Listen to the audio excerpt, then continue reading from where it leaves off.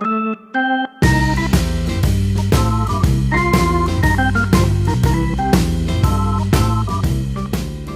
gang, welcome to another episode of our show. This week, just going to do some little stuff around the engine bay. I got some sensors to hook up, and I'm going to swap out the radiator cap. We're going to put in the reservoir bottle, check some fluids, and get the engine running up to temperature and see if it still overheats. Because I'm thinking it might be the radiator cap. I don't know. I didn't have any sensors hooked up.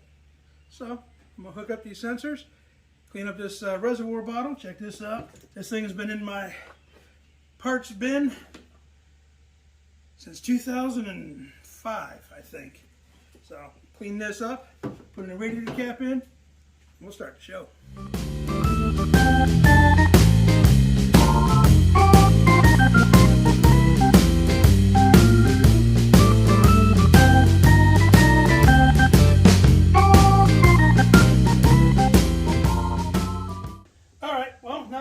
Pretty cleaned up. She's not as great as dingy as she used to be, but it is missing this bracket, so I got to get a hold of my local parts dealer guy, see if we can't get a bracket for this thing. But otherwise, she fits in here just like that.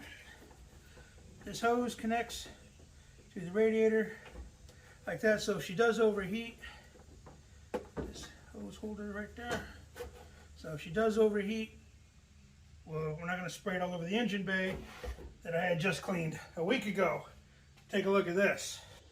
All that brown you see is from the radiator overflowing when we took it on a little ride the other week through the covered bridge. So hopefully this will be no more once I hook this reservoir bottle up and put a new radiator cap on. Speaking of radiator caps, let's put that in. Alright, well, the problem I'm having with the radiator cap is I believe it is too old and the spring is wore out. If the radiator builds up any pressure at all, it opens that valve on the radiator cap and just lets the water flow out. I don't know this exactly because I don't have any sensors hooked up. So we're just going to take the radiator cap off. Find that it is really squishy. It doesn't take any effort to close that. This is a 16-pound radiator cap, just a generic one. Got a lot more retention on it. So put that in. Just a generic one. No big frills. 2 twists. Boom. That's installed. So now let's play with the wiring with the sensors. Alright, these are the wires that I need to hook up to where. Apparently this one is, I guess we're going to call this one blue or green. And this one I think is green. One of these goes to the water temperature sensor, one goes to the oil pressure sensor, and I don't know where this red one goes. I'm not sure at all where that one goes. But one of these is water, one of these is oil. But as you can see, my throttle return spring is currently hooked up to the sensor for the water temperature. So I'm going to have to fabricate something to hook this throttle return spring to. As you can see, there's nowhere to hook it up. So, one thing at a time, let's find out which one of these sensors go where.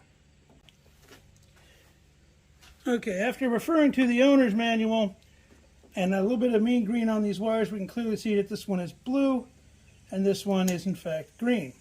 According to the book, green is for oil, no, blue is for oil. Yeah, because blue is for oil, green is for water temperature. So let's remove the throttle return spring for now. Figure out somewhere to do with this spring. This spring is supposed to be inside of it for double retention, safety in case one breaks.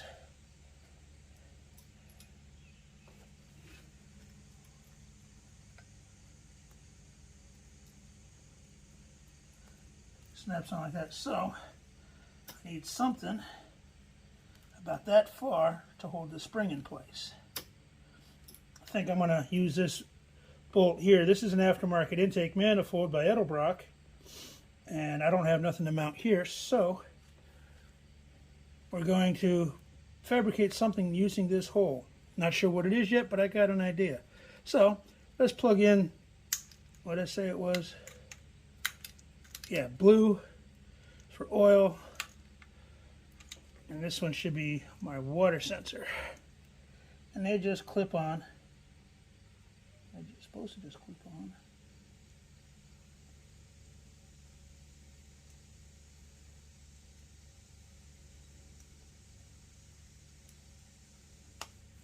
And they clip on just like that. So now, hopefully, the water temperature sensor should work when we start this car up.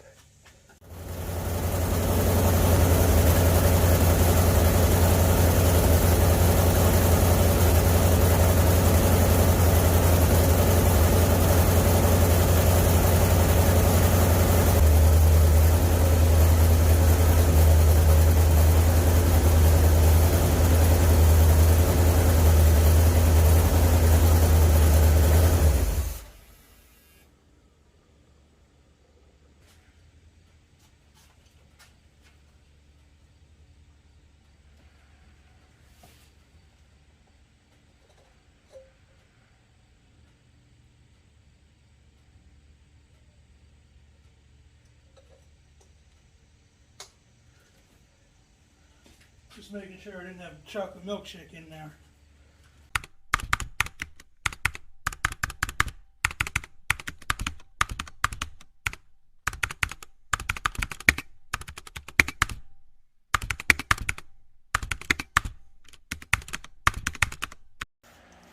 Alright, we're going to make a throttle return spring using one of my old fender support braces. What I plan to do is use this in with the hole, bend it and cut it about here, drill a couple of holes in it for the throttle return spring to mount into. So, let's see what we can do with this.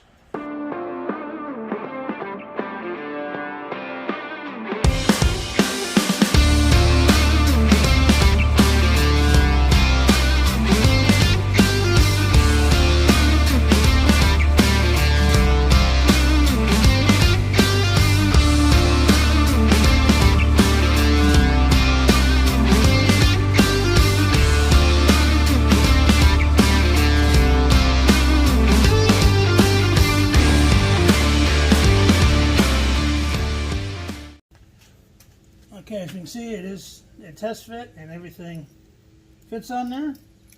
So, another thing we can do now, disassemble it, throw some paint on there just to keep it looking pretty.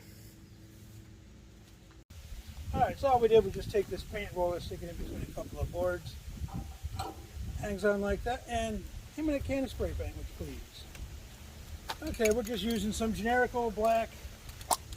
And yes, the trailer's black, so it really shouldn't make a difference. It doesn't need to be paint perfect and pretty. It's going on the engine, so no one's going to see it. So just a little bit of paint.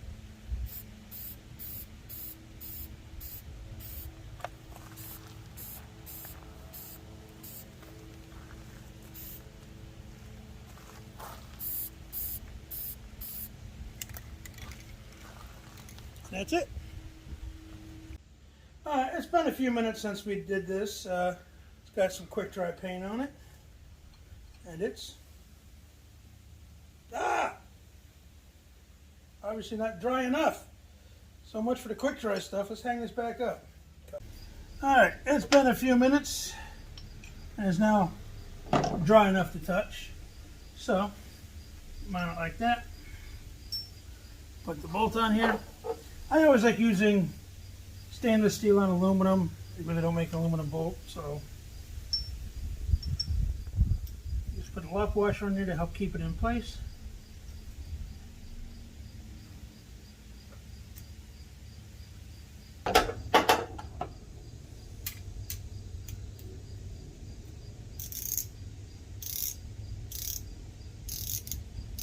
Alright, we got the water temperature sensor and the throttle return spring hooked up, so that's one less thing we could check off on the cardboard box. Alright, we got the cardboard list here. We could check off throttle return spring and